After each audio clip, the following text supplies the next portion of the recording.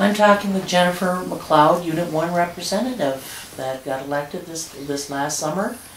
And we're here to, Jennifer's here to explain what her positions are and what she, looks forward to going to do with this tribe.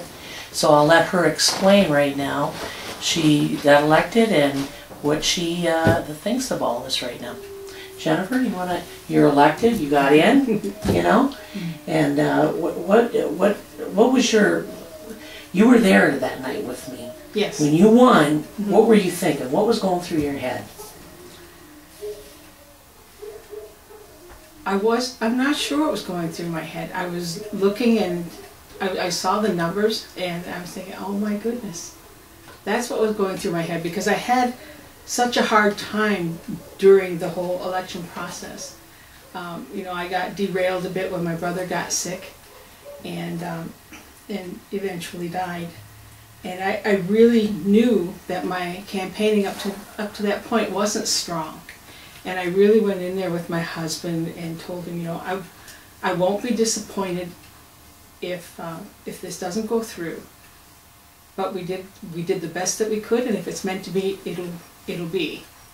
And when I saw the numbers, I was completely humbled, and I just sort of looked at it almost incredulously, thinking, oh my goodness. Because I knew, and I told people I didn't run a strong campaign, but apparently the message that I had touched a lot of people. And what was your very top message that you gave to them? The top message. What was your main message that you wanted to put right out there? The main message is that our tribe needs to be about the people. And that's all that I was interested in right from the beginning. I didn't want the politics. I didn't want to hear the bad things that they were saying about each other. I wanted to just focus on what are we going to do for our people, period. And I kept out of the politics. I didn't side up with anybody. I tried to make it clear that I'm on the people's side.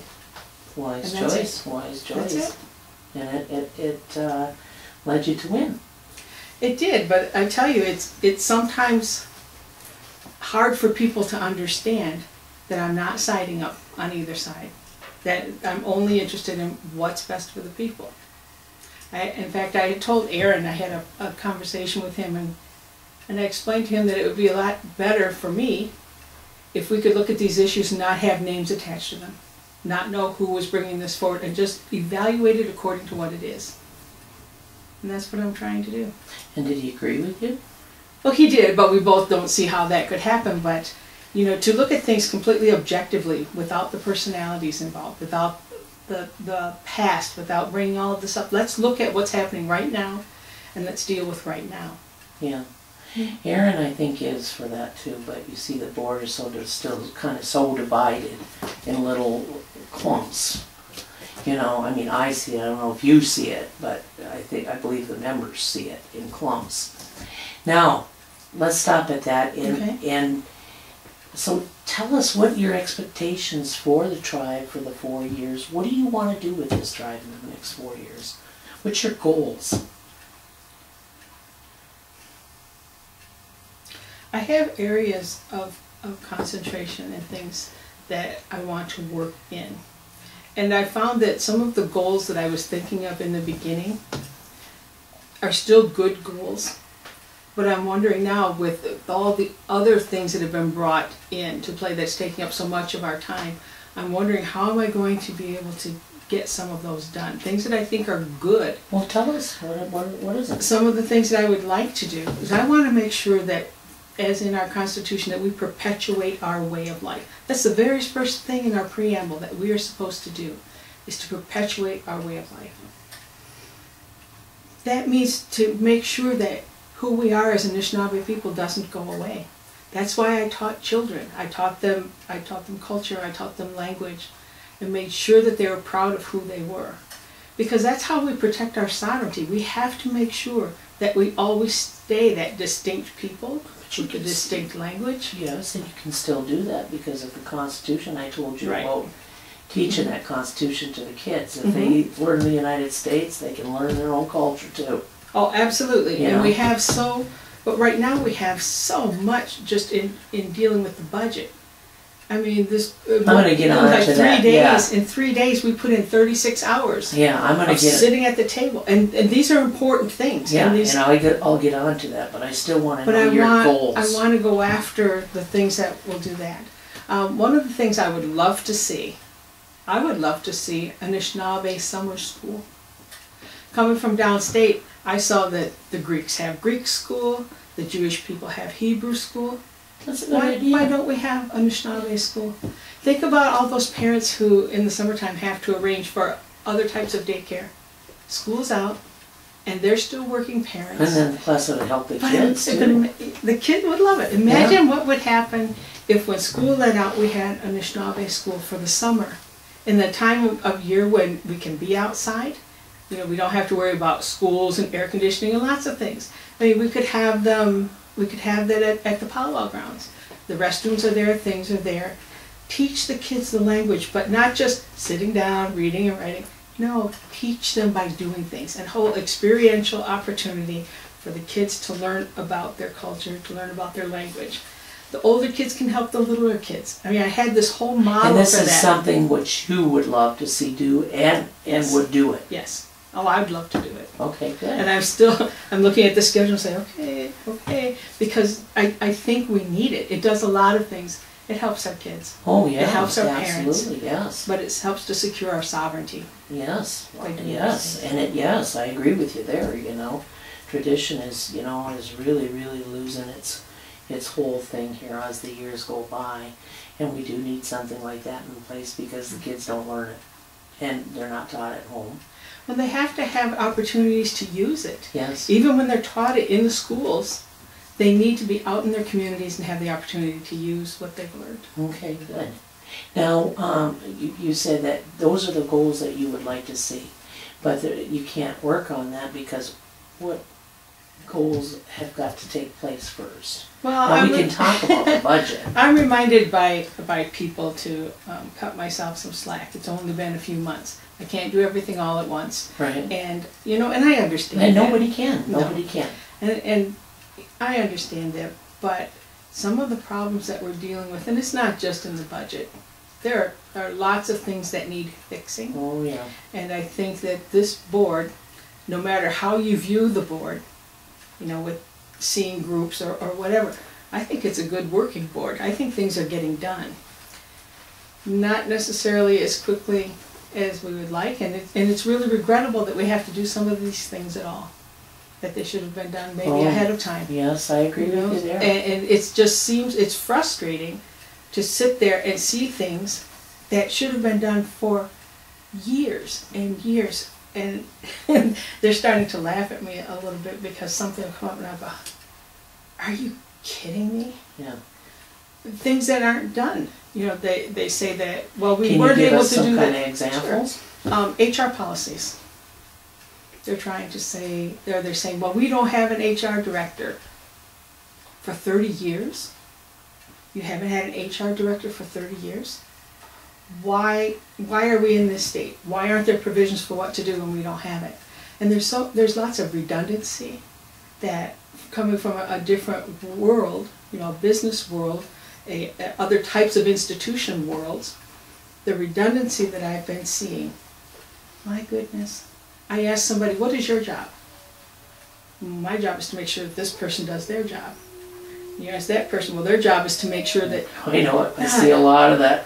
Yes, I have to agree with you there. And I say, are you kidding me? Yes. And that's the kind of thing, you know, how many people do we need to see that that last person in the line is doing their job? Yeah, absolutely. Those are the things that I'm just like... So job structural, you really, really need that bad. I agree with you there, don't you? Well, I don't know that it's job structure or reassignment of duties. You know, why do we need so many people doing the same thing? And this is just my window snapshot. This is what I'm being told. And in bringing it out there, people are going, yeah. And I'm like, yeah. Are you kidding me? Yeah. And sometimes the managers do get lost in the office and you never see them. So what was their job? Because you've got that person doing their job I see what you're saying. And I'm not 'Cause singling anybody out. No, I know, I see you it. and I'm coming in and you see people talking about this all the time. It's like, what, man? I didn't even know I had one. I thought this was just what I was supposed to do. You know, and it's funny. I have to agree with you there. And those are the kinds of things that I'm wondering. We've got so many resources in terms of human resources, those types of things. But if we have so many doing the exact same thing, right. what's the benefit to our Absolutely. people? So, yeah, I have to agree with you there. An organization of our size, that's a monumental undertaking to start evaluating that. Absolutely. So processes that aren't in place. You've got managers, you got assistant managers, you've got assistant supervisors, you've got assistants to their supervisors. And it's then, you've got the actual workers, and it's like, oh, yes, go away. I think we can handle this on our own. Well, and I ask some questions that people are a little sensitive to, and some of it's just because I have fresh eyes. I haven't been brought into it, and one of the things that I told them, I said, I've got to tell you right now, I said, it doesn't make me feel better when you tell me, this is how we've always done it. Yeah. I said, so? That's exactly right. That's how they always just done getting it. our pictures, the board pictures, I wasn't happy with the pictures that were being taken for a lot of reasons. I used to run photo shoots down in Detroit many, many years ago. So I know what constitutes good photography. I wasn't happy with it. And I said, why do we use this photography studio? Well, we've always done it that way. It's not good quality stuff. Why are we using this? Well, this is who we've always used. Is there a contract? No. Then why aren't we using somebody else? You know, we spend a lot of money on goods and services. We have a right to get what we pay for. That's how I see it. Mm-hmm. So I went and found another photographer. In 20 minutes instead of 2 hours, I had beautiful headshots done. 2 hours later, I had the proofs. Mine were taken and done in less than half the cost of the other photos. Well, that's maybe something you can work on. Oh, it's being changed. It'll be changed. Good. But it was that thought process. Well, this is how we've always done it. Absolutely. That's not good enough. And it's not only that, it's what you're saying there too, but it's also, if you say anything, well, then that's going to add more work to me, and they're going to get mad. Well, too bad. You know what? That's what I say. Too bad. You know? You know, it's not even, too bad. It's like, what do you think your job is then? Yeah. Is this your job? Right. No one's being asked to do anything but do your job. Yes, absolutely. And it's that simple. Yeah, absolutely. But it just seems like we started out and we added on and we added on and we added on. And it just grew, but without a thought of how it should grow. And you know what amazes me is when I walk into that casino or somewhere, I was always when I worked there, I walked in there the first day it opened up. Okay, mm-hmm. So I was there. We were all told we were going to get arrested, but we stood there. Mm-hmm. Okay. But as I would manage the banquets and convention centers and all the other casinos too, as far as food. I brought the banquets into that place because nobody knew how to do it. Okay. So that being said, if a table or something needed to be changed, I didn't go tell that table. I would go there, I would be hands-on with them. Because how are you going to teach them if you're not there with them?